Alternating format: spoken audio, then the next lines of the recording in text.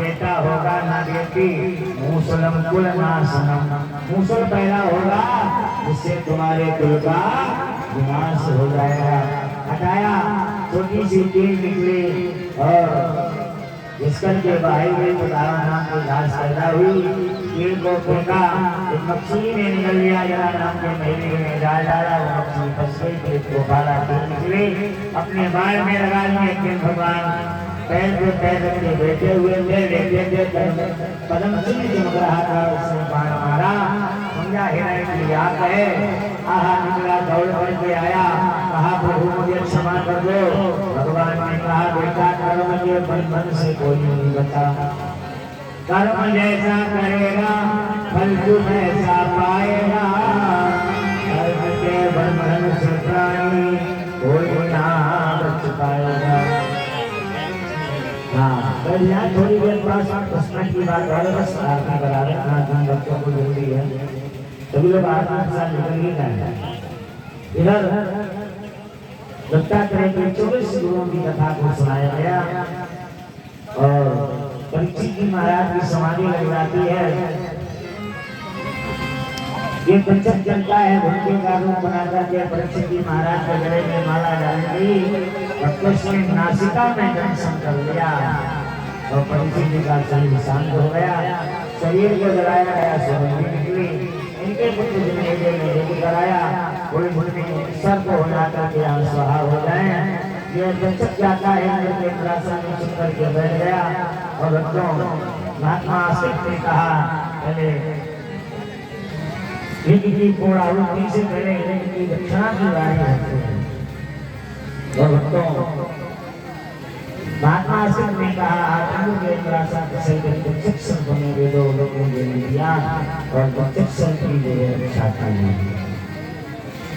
संक्षिप्त भागवत का वर्णन किया गया, हमने बताया था कि जिन लोगों ने वो 6 दिन तक नहीं सुन पाई कथा, अगर वो सप्तम दिवस की कथा को सुनते हैं तो उन्हें पूर्ण भागवत में सुनने का फल प्राप्त होता है।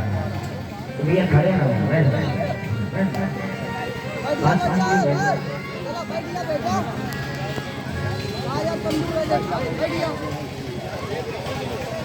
जरा ध्यान में हमारे पर देखिए, भागवत जी में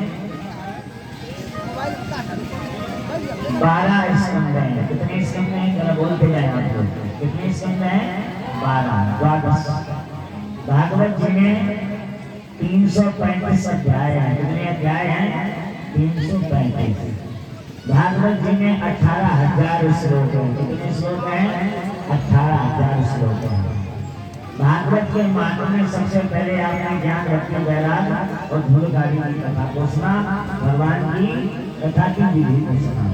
इसके बाद में सुखदेव जी का जन्म, छत्तीसगढ़ में परीक्षित जी का जन्म, श्राप लगा, गंगा के किनारे पहुंचे, सुखदेव भगवान का आगमन हुआ। चतुर्थ में सृष्टि वर्णन की कथा, सबसे पहले भगवान की नाभि से कमल कमल पर ब्रह्मा जी ने 4 पुत्रों को जन्म दिया, सनक, सनत, सनातन और सनत कुमार। इसके बाद 10 पुत्रों को जन्म दिया, मरीच, अत्रि, अगसा, पुलस्त्य, पुराण, ऋतु, भृगु, वशिष्ठ, दक्ष और 10वें पुत्र नारद को जन्म दिया। इसके बाद सरस्वती माँ को उन्होंने प्रकट किया, शरीर को छोड़ा तो स्वयंभू मनुष्य रूपा को प्रकट किया। स्वयंभू मनुष्य रूपा ने भक्तों 3 कन्याओं को जन्म दिया और 2 पुत्रों को जन्म दिया। 3 कन्याएं आकृति, देवभूति और प्रसूति। आकृति का विवाह ऋषि प्रजापति के साथ, देवभूति का विवाह धर्मशास्त्र जी के साथ और प्रसूति का विवाह दक्ष के साथ हुआ। आकृति का विवाह ऋषि प्रजापति के साथ हुआ, जिनके यहाँ भगवान यज्ञ और दक्षिणा बन करके आए। देवभूति का विवाह कर्म ऋषि के साथ हुआ, जिनके यहाँ भगवान पति बन करके आए। और प्रसूति का विवाह दक्ष के साथ हुआ, दक्ष ने 16 कन्याओं को जन्म दिया। सबसे छोटी कन्या सती है। सती ने अपने पिता के यहाँ जाकर के अपने शरीर को त्यागा, पुनः महाराज हिमांचल के यहाँ जन्म लिया, अपना पार्वती के रूप में भोले बाबा के साथ उनका विवाह हुआ।